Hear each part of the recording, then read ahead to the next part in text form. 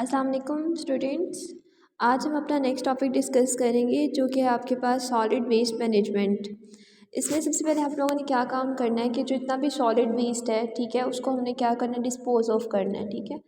जिसमें आपके पास डिफरेंट टाइप की प्लास्टिक मटेरियल हो सकता है, वुड हो सकता है, glass, rubber, leather, textile, metal, food waste, vegetable, papers, ये सारे के सारे आपके पास क्या हैं, सॉलिड वेस्ट हैं। अब हमने इसको क्या करना है, डिस्पोज ऑफ करना है, ठीक है। और ये सारा का सारा इसको डिस्पोज ऑफ करने के लिए आपके पास मोस्टली 3 मेथड हम यहाँ पर यूज़ करेंगे। सबसे पहले क्या हम चेक करेंगे कि effect of dumping waste in sea and rivers. Second number पर हम स्टडी करेंगे लैंडफिल्स। नंबर थर्ड पर हम देखेंगे incineration of the municipal waste, solid waste. और इसके बाद हम लास्ट पे रिसाइकलिंग ऑफ वेस्ट के बारे में क्या करेंगे, पढ़ेंगे। तो ये तमाम वो मेथड्स हैं जिसके थ्रू हम क्या काम करेंगे, जितना भी सॉलिड वेस्ट है उसको हमने क्या करना है, डिस्पोज ऑफ करना है, ठीक है।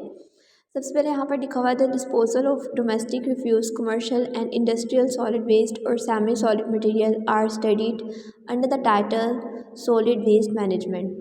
The domestic municipal solid waste mostly consist of papers, vegetable, plastic, wood, glass, rubber, leather, textile, metals, and food waste. Number 1, effect of dumping waste in sea and rivers. सबसे पहले हम क्या करेंगे, आपको पता है कि जो आपके पास वाटर है पूरे के पूरे अर्थ में, उसने कितने परसेंट कवर किया हुआ, 70%। और ये बहुत इम्पॉर्टेंट सोर्स है आपके पास फूड का भी और मिनरल का भी। तो अब हम क्या काम करते हैं कि जितना भी अपना वेस्ट है ना, वो सारा का सारा वेस्ट मटेरियल अपना सी और रिवर्स में क्या कर देते हैं, डिस्पोज ऑफ कर देते हैं। जिसकी वजह से क्या होता है, जो पानी है वो भी कंटामिनेट हो जाता है, ठीक है। और कंटामिनेट होने के साथ साथ उससे डिफरेंट डिजीज़ भी क्या होती है, क्रिएट आउट होती है।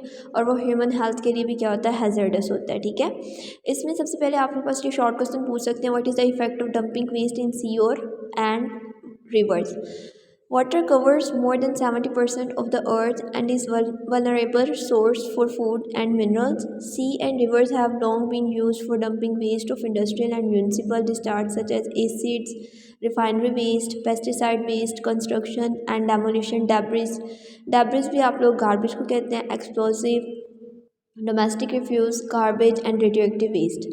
The dumping of waste materials in water has damaged the marine environment and caused health hazards to human beings. अब जो आपके पास मेरीन इन्वायरमेंट है उसमें आपके पास क्या होगा, मेरीन इन्वायरमेंट में आपके पास प्लांट्स भी हैं, ठीक है, और फिश वगैरह भी है, एक्वाटिक लाइफ भी है।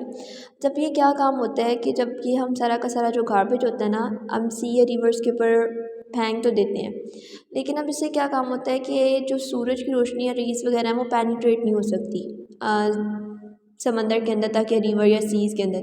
तो अब वो क्या काम होता है कि वहाँ पर वो फूड प्रिपेयर नहीं कर पाते। जब वो फूड प्रिपेयर नहीं कर पाते तो उनकी क्या हो जाती है, डेथ हो जाती है। तो इसके थ्रू आपके पास पूरा का पूरा जो पानी होता है वो पोल्यूट हो जाता है। और फिर वो पानी हम जब ह्यूमंस कंज्यूम करते हैं तो डिफरेंट डिजीज़ हम क्या होती है, मोस्टली कॉलरा, डायसेंट्री, ये मोस्टली आपके पास जो डिजीज़ होती हैं ये गंदा पानी पीने की वजह से होती है, ठीक है। हम अपना सॉलिड वेस्ट डिस्पोज ऑफ तो कर रहे हैं, लेकिन साथ साथ जो ह्यूमन हेल्थ है उसके ऊपर बहुत ज़्यादा क्या हो रहा है, इफ़ेक्ट हो रहा है। इसके बाद आ जाता है नंबर 2 में हमने जो स्टडी करना है वो है हमारे पास लैंडफिल। लैंडफिल में आप लोगों ने क्या काम करना है, आप लोगों ने कोई ऐसा एरिया ले लेना लैंड का जो मुकम्मल तौर पर बेयर है, बेयर पीस ऑफ लैंड लेना है, उसके अंदर एक बड़ा सा होल क्रिएट कर देना है और उस होल के अंदर अपना सारा का सारा गार्बेज क्या कर देना है, फेंक देना है। और उसके बाद हमने क्या काम करना है, उसको कवर कर देना है, या तो सॉइल से या तो किससे हमने उसको कवर कर देना है, या तो क्ले से। सबसे पहले यहाँ पर लिखा हुआ the municipal solid waste is mainly disposed of by dumping it in landfill. The landfill is a large hole in the ground और even a bare piece of land. When the landfill become full with waste, it is covered by soil or clay. अब इसके बाद बेटे आपने एक बात याद रखनी है कि वो कौन कौन से फैक्टर्स हैं जिनको आप लोग सेलेक्ट करते हैं कि हमने वो वाला एरिया या लैंड हमने क्या करना है, सेलेक्ट करना है। सबसे पहले हम देखते हैं टोपोग्राफी। टोपोग्राफी आपके पास क्या होता है, ये हमने देखना होता है कि जो लैंड है ना उसकी जो सरफेस है वो किस तरह की है, ठीक है। और इसके बाद हमने देखना था लोकेशन ऑफ द ग्राउंड। इसके बाद हमने चेक करना था वाटर टेबल। नेक्स्ट आ जाता है कि nature of the solid waste, type of soil and rock and location of disposal zone in the surface water and ground water flow system. इसके बाद बेटे आपके पास एक शॉर्ट क्वेश्चन आता है कि व्हाट इज़ लीचेट्स। लीचेट्स क्या है? तो लीचेट्स आप यहाँ से लिखेंगे the ground water which seeps in the landfill and liquid from the waste itself all percolates through the refuse producing leachates. इसमें आपके पास क्या होता है कि फॉर एग्जांपल आपके पास आहिस्ता आहिस्ता आपने उस लैंड के अंदर अपना सारा का सारा कूड़ा वगैरह तो डिस्पोज ऑफ कर दिया, गार्बेज वगैरह डाल दिया, लेकिन उसमें से मटेरियल सीप आउट करना स्टार्ट कर देता है। वो सीप आउट करके लिक्विड मटेरियल कहाँ पर जाता है? पानी के अंदर, और इस टर्म को आप लोग क्या नाम देते हैं? लीचेट्स का नेम देते हैं, ठीक है। अब इस लीचेट्स के अंदर क्या क्या चीज़ें होती हैं? The leachate contains dissolved suspending and microbial contaminants. The gases which are produced in the landfill from the waste are methane, underline कर ले, methane, ammonia, hydrogen sulfide and nitrogen. इसके साथ साथ the leachates contain volatile organic acid. Volatile organic acids ऐसे acids होते हैं जो बहुत जल्दी एवापोरेट हो जाते हैं, such as acetic acid and various fatty acids, bacterias, heavy metals and salts of common inorganic ions such as calcium.